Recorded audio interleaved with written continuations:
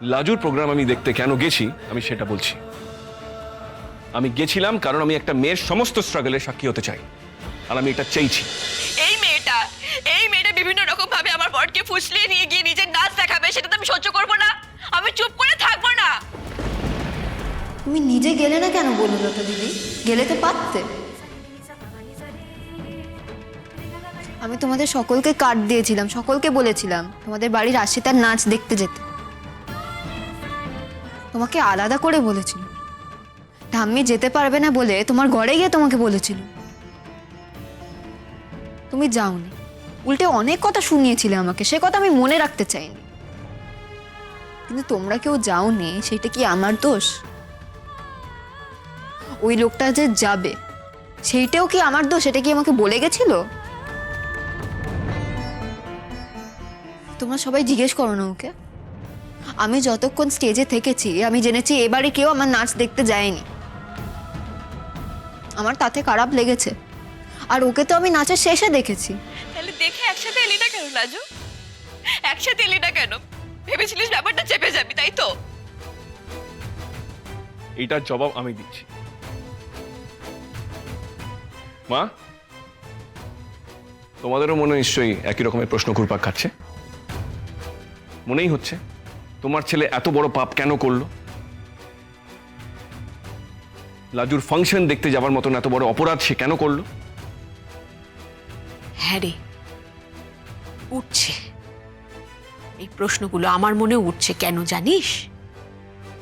কারণ বনলতা এই মেজাজটা শুধু তোকে দেখাচ্ছে না, ও আমাকে আর তোর জেঠিমণিকেও দেখিয়েছে।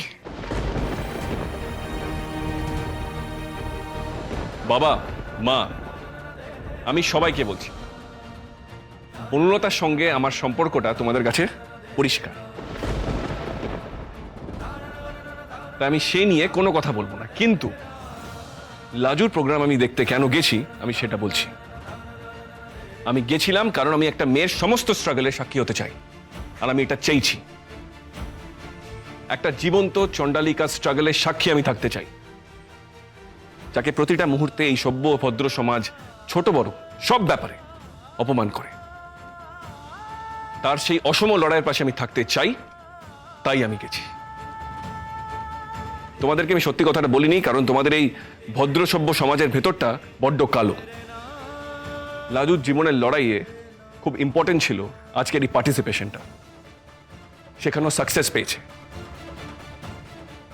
আমি খুশি যে আজকে আমি সেটা এক্সপিরিয়েন্স করেছি, আর সেটার জন্য আমার মনে কোনো দ্বিধা, কোনো পাপবোধ নেই।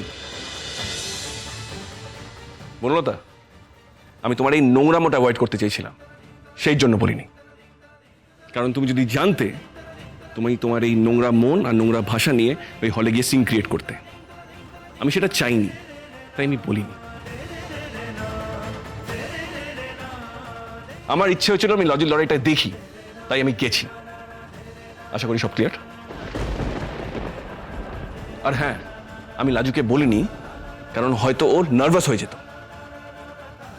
তোমার আরো একটা প্রশ্ন আছে না, কেন আমি ওকে সঙ্গে নিয়ে আসিনি? ওই যে বললাম, আমি তোমার এই নোংরামোটা অ্যাভয়েড করতে চেয়েছিলাম, পারলাম না। ভবিষ্যতে আমি সেটা মনে রাখবো।